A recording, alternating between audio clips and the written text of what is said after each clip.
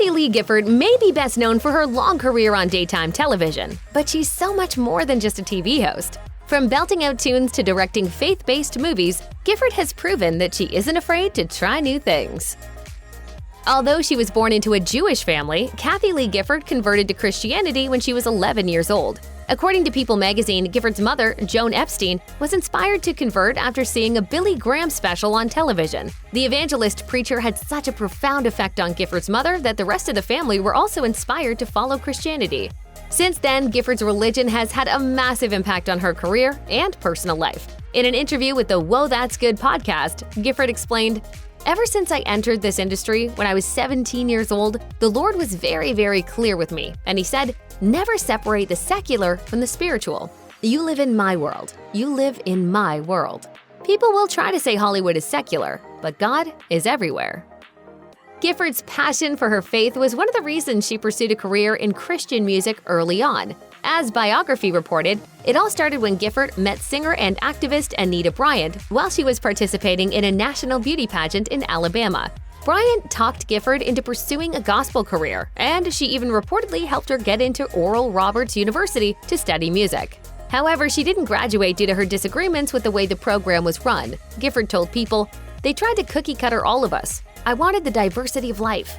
God went to the trouble to make us unique. They wanted us to believe the same way, think the same way."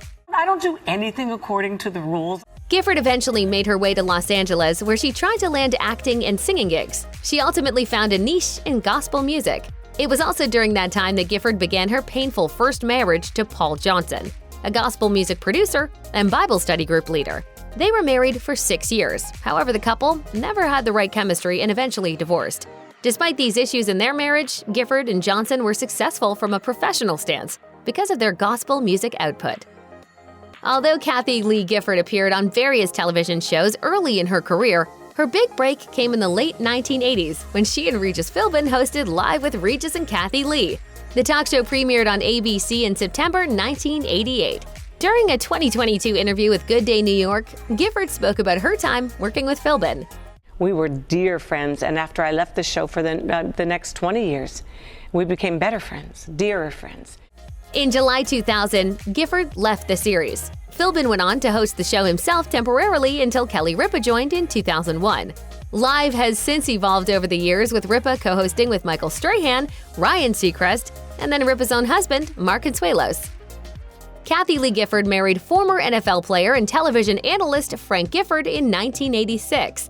This was Kathie Lee's second marriage and Frank's third. Throughout the years, the couple were visibly smitten with one another, even on the air. However, as with all marriages, things weren't always so easy for the couple. After a tabloid exposed Frank's affair with another woman in 1997, many wondered whether Kathie Lee would choose to stay married to him. However, not only did they decide to stay together, but Kathie Lee chose to speak about the ordeal publicly. She explained in a 2000 interview with CNN's Larry King, "We've come so far in 3 years. We've dealt with a very difficult and very painful issue. And if it is going to help somebody, let's talk about it." Kathie Lee sat for an interview with ABC's Diane Sawyer just days before, this time with Frank beside her. Frank told Sawyer, "It's much harder to forgive yourself. I was stupid. That's kind of hard to forgive when you're as vain as I am." After taking time off from broadcast television, Kathie Lee Gifford decided to come back as a co-host for the 4th hour of NBC's Today Show. The weekday segment developed a strong fan following, due in part to Kathie Lee's chemistry with co-host Hoda Kotb. The pair co-hosted the show for about 11 years. Interestingly, the public found out later that Kathie Lee pushed for Kotb to be her co-host. Kotb said in an interview on the Just Be with Bethany Frankel podcast, Kathie Lee said, "If it's not Hoda, I'm not going to do it. She chose me, and I am forever grateful." Another interesting part of Kathie Lee's time on the show was the ubiquitous presence of her husband. Frank regularly appeared on the show, but he was also a big influence behind the scenes. This could be partly due to his own broadcast television hosting experiences. Nevertheless, the way Kathie Lee talked to him appealed to the audience. She would call her husband lamb chop on the air, and also make comments about their love life. Frank told the Archive of American Television in 2006, "Most of the time, I tried not to listen to it. I know her heart, and I know her soul. She wouldn't hurt anyone." Kathie Lee Gifford's life changed unexpectedly in 2015 when Frank Gifford died at the age of 84. Months after his death, the Gifford family told the New York Times that Frank had chronic encephalopathy, better known as CTE, which was from head trauma likely connected to his time playing football. Despite this, Frank's death was a shock to Kathie Lee. She spoke about her husband's death in an emotional segment on the Today Show, saying, "I just want everybody to know that this is a man who was at complete peace in his life. He might have been the happiest, most content person in the world at this point in his life." We laughed up to the very end. After co-hosting the 4th hour on the Today Show for 11 years, Gifford decided to leave. I feel so relieved. Yeah. I do, because I've known it was coming for a long, long time. While the decision may have been shocking for fans, it turns out that Gifford had told NBC a few years prior that she would be leaving the show. During an appearance on The Tonight Show, she told host Jimmy Fallon that her husband's sudden death partly contributed to her decision, before adding, For the first time in my life, I have the time and the means to go and do anything I want to do. As such, Gifford shifted her focus from broadcast news to creative pursuits based on some of her lifelong passions. Among these include writing Christian books and songs, and also establishing her nonprofit organization, The Rock, The Road, and the Rabbi Foundation. Her first film, The God Who Sees, was Gifford's directorial debut, and it was viewed by more than 1 million people online. Gifford told Birmingham Christian Family magazine, "Apparently, it is unheard of in the Christian world now to have this kind of reaction. We are just in awe of God's goodness and faithfulness." Gifford was undoubtedly close with her late husband, so it took several years for her to enter the dating world again. While she reportedly started dating a few people in 2019, she told Today that nothing was serious. However, when Gifford began dating businessman Richard Spitz, it quickly blossomed into love. Their relationship was officially confirmed in 2021.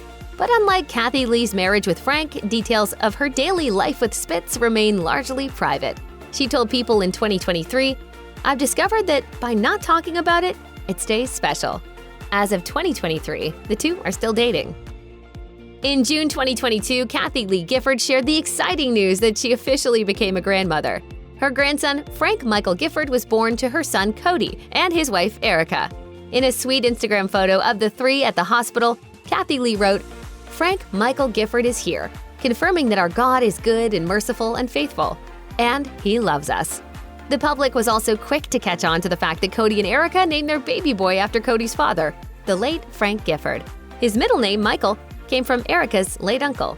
Frankie undoubtedly brought great joy to Kathie Lee and her family. Yet, the new grandmother also had another surprise in store. Her daughter Cassidy gave birth to her first baby about a year after Frankie was born.